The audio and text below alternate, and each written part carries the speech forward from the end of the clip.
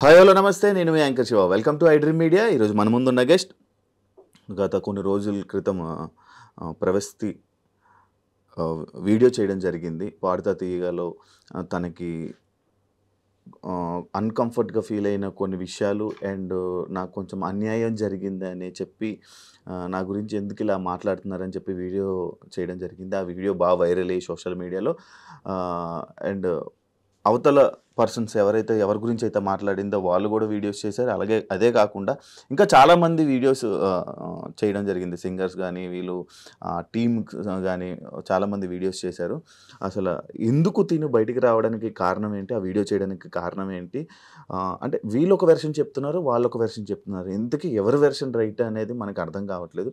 And దాని గురించి ఈరోజు ప్రవస్తిని పిలిచి తన గురించి మాట్లాడి అసలు అసలు ఏం జరిగింది అనేది క్లారిటీగా తెలుసుకునే ప్రయత్నం అయితే చేద్దాం. హాయ్, ఎలా ఉన్నావు? బాగున్నా? నేను బాగున్నాను. యా, వీడియో ఎందుకు చేయాల్సి వచ్చింది first Pravasthi? First of all నేను హేటర్స్కి ఒకటి చెప్పాలి.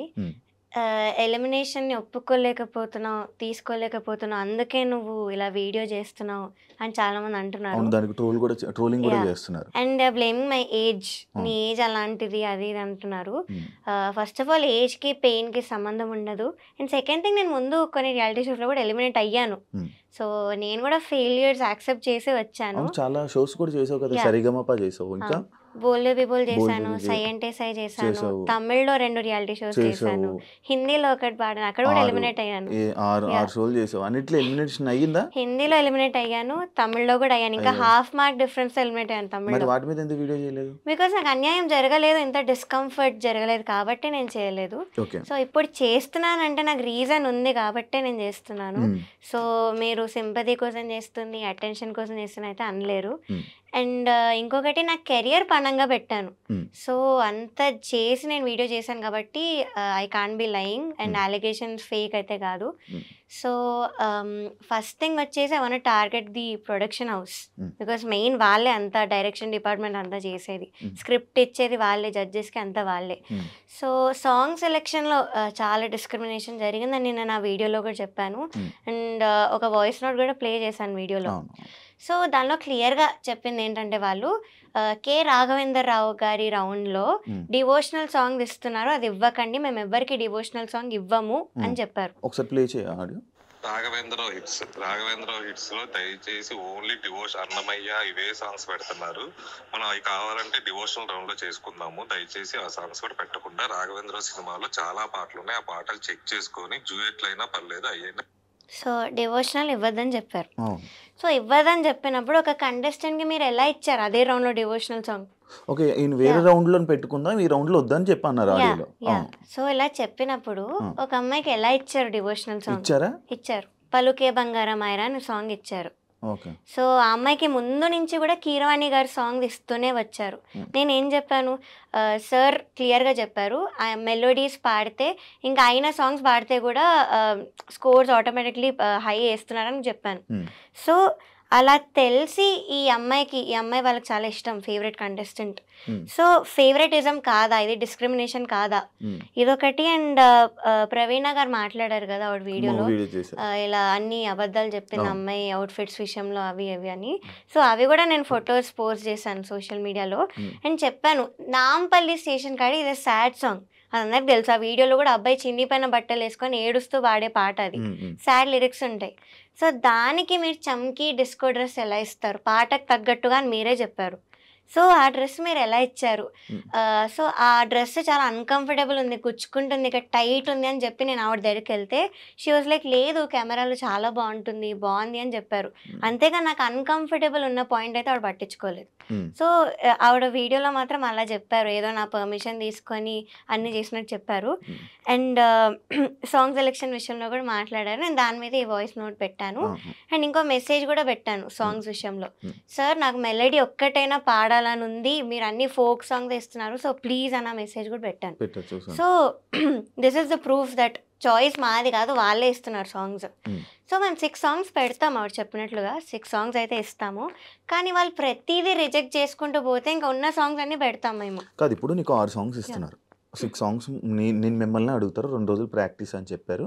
ఆ 2 రోజులు ప్రాక్టీస్ తర్వాత మీకు ఓకే అంటే డైరెక్ట్‌గా ఆన్ రోల్ కెమెరా అని చెప్పేసాను. అంటే ఈ 6 సాంగ్స్‌లోని నువ్వు సెలెక్ట్ చేసిన సాంగ్ ఇస్తున్నారా? లేకపోతే ఈ 6 సాంగ్స్ సెలెక్ట్ చేసి వాళ్ళు కొత్తది ఇస్తున్నారా? ఫస్ట్ థింగ్ మమ్మల్ని ఓకేనా అని అడగరు. వాళ్ళు ఒక డేట్ ఇచ్చి మీరు ఆ డేట్‌కి నేర్చుకోవాలని చెప్తారు. సో ఆవిడేదో మమ్మల్ని అడిగి ఓకేనా మీరు రెడీయా అన్నాక షూట్ పెట్టుకున్నట్టు మాట్లాడారు. That is not true. వాళ్ళే ఒక డేట్ ఇస్తారు. సెకండ్ థింగ్ 6 సాంగ్స్ ఇస్తాము. ఇప్పుడు ఫర్ ఎగ్జాంపుల్ రాముడు రౌండ్ ఉంది. సో రాముడు సాంగ్స్ ఎన్ని ఉన్నాయి నేను అన్ని ఇచ్చాను. నాకు నచ్చినవి మెయిన్ ఇస్తాం. ఆ 6లో నాకు నచ్చినవి ఇస్తాం.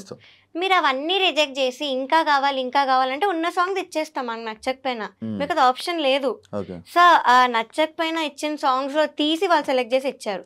So how is it my choice? And నేను మెలడీ కోసం ఎందుకు అంత రిక్వెస్ట్ చేస్తాను నా చాయిస్ అయితే సాంగ్ సెలెక్షన్లో. సో ఇదొకటి మాట్లాడారు. అండ్ ఏదో కోర్ట్ జడ్జ్మెంట్ అని మాట్లాడారు. సో అక్కడ లా ప్రకారం నడుస్తుంది, దట్స్ రియల్. కానీ ఇక్కడ అంతా ఫేవరెటిజం ప్రకారం నడిచింది కాబట్టే నేను ప్రూఫ్స్తో కూడా చెప్పాను. సో అదొకటి. ఇంకా అగ్రిమెంట్లో నువ్వు ఈ పాయింట్ చూడలేదా, ఏంటి జడ్జ్మెంట్ నేను ఒప్పుకోవాలి అది ఇదని పాయింట్ ఉంది, నువ్వు చూడకుండా సైన్ చేసావు మరి అన్నారు. మాకు మీరు ఆప్షన్ ఇచ్చారా? అగ్రిమెంట్ సైన్ చేయకుండా మీరు పాడచ్చు, కొంచెం టైం తీసుకొని మీరు సైన్ చేసి ఇవ్వండి అని ఆప్షన్ ఇచ్చారా? ఇవ్వలేదు. So we had no choice. So నేను సైన్ చేయాల్సి వచ్చింది. And I said as I've said నాకు ముందు నుంచి కూడా క్విట్ అవ్వాలనే ఉండింది. ఇవన్నీ ఇంజస్టిస్ ముందు నుంచే కనిపించింది. సో ఈ సైన్ చేయడం వల్లనే నేను ఆగిపోయాను. But now I don't care. జరిగిన దాన్ని నేను బయట పెట్టాను. సో నేను అగ్రిమెంట్ అయితే చదివాను. ఇప్పుడు నీకు పాట తీయగా వాళ్ళే పిలిచారా, నువ్వు వెళ్ళావా? నేను యాక్చువల్లీ ఆడిషన్కి వెళ్ళలేదన్న. నాకు సివియర్ హెల్త్ ఇష్యూ ఉండి నేను ఆడిషన్కి వెళ్ళలేదు. సో ఇంకా డ్రాప్ అయిపోయినట్టే అనుకున్నాను ఇంకా ఈ సీజన్ అవ్వర్లే అని. బట్ వాళ్ళే కాల్ చేసి పిలిచారు. సో వాళ్ళే పిలిచి ఇవన్నీ చేశారు. సో అంటే నువ్వు అప్పుడు వాళ్ళు పిలిచాక కూడా ఆడిషన్ అలాంటిది ఏం చేయలేదు, ఎందుకంటే నీకు ఆల్రెడీ ఎక్స్పీరియన్స్ ఉంది కాబట్టి. అక్కడ ఉన్న వాళ్ళందరూ కూడా ముందు షోస్లో బాగున్నారు కాబట్టి ఇంకా అంత సీరియస్ తీసుకోలేదు వాళ్ళు ఆడిషన్ విషయంలో. నా వీడియోస్ అవన్నీ ఉన్నాయి కదా, నేను చిన్న ముందు నుంచి పాడినవి నా యూట్యూబ్లో వీడియోస్ ఉన్నాయి. సో అవి చూసి నన్ను పిలిచారు. సో వాళ్ళే పిలిచి వాళ్ళే ఇలా ఇన్సల్ట్ చేసి రీజన్ లేకుండా తీసాను, నన్ను ఎలిమినేట్ చేశారు. ఇంకొకటి క్లాసికల్ రౌండ్కి కాలేజ్ రౌండ్ అని ఒకటి పెట్టారు. ఈ రెండింటికి ఎలా కంపేర్ చేస్తారు అసలు? బికాస్ డిఫికల్టీ లెవెల్లో క్లాసికల్ పైన ఉంటుంది, ఇట్ ఈస్ హార్డ్. మేము టఫ్ సాంగ్స్ పాడాం ఆ రౌండ్లో. సో దాంతో ఈ కాలేజ్ రౌండ్ అనే పాటలతో అసలు మార్క్స్ ఎలా కంపేర్ చేస్తారు ఒకసారి మీరే ఆలోచించండి యాజ్ అన్ ఆడియన్స్. సో ఒకసారి ఆలోచిస్తే మీకే తెలుస్తుంది క్లాసికల్కి దీనికి అసలు కంపేర్ చేయలేరు. సో అలా చేసి నన్ను తీశారు. కాదు, ఇప్పుడు నార్మల్గా ప్రవస్తి ఎలిగేషన్స్ చేసినప్పుడు స్టార్టింగ్ వీడియో చేసినప్పుడు జనాలందరూ సపోర్ట్ చేశారు, కామెంట్స్ రూపంలో కానీ వీళ్ళందరూ ఇంతే అని చెప్పి సపోర్ట్ చేశారు. కానీ రాను రాను ఎందుకు మళ్ళీ నీ మీద ట్రోలింగ్ అవన్నీ స్టార్ట్ చేస్తున్నారు? So first thing so Sunitha గారు ఎప్పుడైతే రీల్ పెట్టారో అప్పటి నుంచి ఈ సింగర్స్ కానీ నన్ను అప్పటి వరకు సపోర్ట్ చేసిన వాళ్ళు కానీ సడన్గా సైడ్ స్విచ్ చేసేసారు. అండ్ సింగర్స్ గురించి ఏం చెప్తానంటే వాళ్ళలో కూడా కొంతమంది మదర్స్ ఉన్నారు ఆ సింగర్స్లో. సో మీ పిల్లలకి ఇంతే ఇంజస్టిస్ జరిగి వాళ్ళు ఇంతే అన్కంఫర్టబుల్ ఫీల్ అయితే మీరు స్టాండ్ తీసుకోరా, మీరే ఆలోచించండి. సో ఇదొకటి. And as I've said Sunitha గారు ఎప్పుడైతే పెట్టారో నాకు అప్పటి వరకు సపోర్ట్ చేసిన వాళ్ళు అందరూ కూడా వెళ్ళిపోయారు. నీకు ఫోన్ చేసి సపోర్ట్ చేశారా? చేసిన వాళ్ళు ఉన్నారు కొంతమంది. వాళ్ళు కూడా మాటలు మార్చారా? లేదు, వాళ్ళు అలానే ఉన్నారు. They are still on my side. ఇప్పుడున్న కొంతమంది టాప్ మ్యూజిక్ డైరెక్టర్స్ కూడా ఇలా కాల్ చేసి చెప్పారు, కెరియర్ అయితే వదులుకోకు, but we're very proud of you, నువ్వు ఇవన్నీ బయట పెట్టినందుకు. నీ కోసం మేము సాంగ్స్ చేస్తాం, so please don't leave the career అని చెప్పిన వాళ్ళు ఉన్నారు. ఇప్పుడు నేను కెరియర్ వద్దన్నా అంటే ఇప్పుడు నువ్వు ఎలిగేషన్స్ వేసిన వాళ్ళు పెద్దవాళ్ళు, ఇండస్ట్రీలో ఉండాలంటే అందరితో మంచిగా ఉండాలి, ఏదైనా సర్దుకుంటూ పోవాలి అని చెప్పి అంటుంటారు. అంటే నీకు ఇలాంటి ప్రాబ్లమ్స్ని నువ్వు ఇలా వీడియో చేయడం వల్ల నీ కెరియర్కి ఎఫెక్ట్ అయ్యి నీకేం సాంగ్స్ రాకుండా చేస్తే ఏం చేస్తావు? ఇంకొక ఆప్షన్ ఏమైనా ఉందా, నువ్వు ఏమైనా చేసుకోవాలి? ఫస్ట్ ఆఫ్ ఆల్ అయితే జడ్జెస్ అలాంటి పనులు అయితే చెయ్యరు. బికాస్ వాళ్ళు కూడా అంత హార్డ్ వర్క్ చేసి వచ్చారు. సో అలా ఆపడం అవేం చెయ్యరు. ఆ షోలో ఇంజస్టిస్ జరిగింది అది అంతవరకే, కానీ ఆపడం అయితే చెయ్యరు. కానీ నువ్వు ఇంజస్టిస్ ఆ షోలో జరిగినా కూడా నువ్వు వచ్చి బయటకు వచ్చి వీడియో చేయడం పబ్లిక్ అందరికీ తెలిసే వాళ్ళు ఇలా వాళ్ళు అలా అని చెప్పి మనం కదా, అంటే వాళ్ళ క్యారెక్టర్స్ కూడా కొంచెం డౌన్ అయినట్లే. అంటే అది పెట్టుకొని మనసులో పెట్టుకొని నీకు ఏమైనా ఆపితే ఐ థింక్ దట్స్ ఫైన్. నేనైతే నేర్చుకోవడం అయితే కంటిన్యూ చేస్తాను మ్యూజిక్. ఆపర్చునిటీ దానికి అది వస్తే నేను వెళ్తాను. But I won't go after opportunities. So నాకు ఇవ్వాలని రెడీ ఉన్నారు కొంతమంది, యాజ్ ఐవ్ సెడ్ ఇప్పుడున్న top music directors. So that is enough. నేను రియాలిటీ షోస్కి అయితే అస్సలు వెళ్ళను, this is for sure. Because మళ్ళీ మెంటల్ ట్రామా, మళ్ళీ ఈ ఇంజస్టిస్ భరించడానికి అయితే నాకు ఓపిక లేదు. సో నేను రియాలిటీ షోస్కి అయితే పక్కా వెళ్ళను. ప్రతి రియాలిటీ షో అలా ఉంటుంది కదా, ఏమో కొంచెం మంచిగా ఉంటే నీకు మంచిగా అంటే నీ టాలెంట్ బట్టి ఇంకా అలా ముందుకెళ్ళొచ్చు, దానివల్ల మిగతా నీ ఆపర్చునిటీస్ వదులుకున్నట్టు అవుతుంది కదా. ఉంటాయి సాంగ్ సెలెక్షన్స్, వీటిలో అయితే కొన్ని షోస్లో ఉంటాయి, మోస్ట్లీ ఉంటాయి. సో ఇవి కూడా నాకు ఇంకా I have decided to give up. And music career ఎందుకు గివ్ అప్ చేద్దాం అనుకున్నానంటే, మీరే చూస్తున్నారు పెద్ద పెద్ద సింగర్స్ ఇప్పుడు నాకు అగెయిన్స్ట్ తయారయ్యారు సోషల్ మీడియాలో వాటిలో.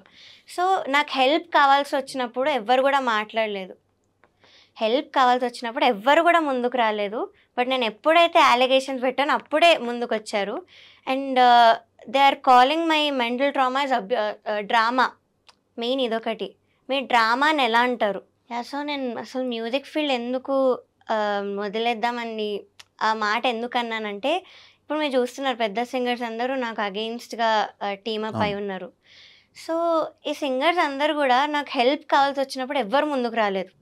నేను ముందు సూపర్ సింగర్లో కొంచెం ఎమోషనల్ అయ్యి I had to tell what I was going through నా లైఫ్లో. ఫ్యామిలీ రెస్పాన్సిబిలిటీస్ అవన్నీ కూడా నేను బయట చెప్పాను ఆ రోజు emotional. So basically 6 years back మా అక్క ఒక 17-18 years ఓల్డ్ ఉన్నప్పుడు వాళ్ళు షీ వాజ్ స్టడీయింగ్, మా ఫాదర్ సడన్గా అన్ఎంప్లాయిడ్ అయిపోయారు. సో అప్పటి నుంచి కూడా I took the responsibility of the whole family. So I was around 12 years old. 12 years కి నీ మీద బరువు బాధ్యతలు వేసుకున్నావు. యా.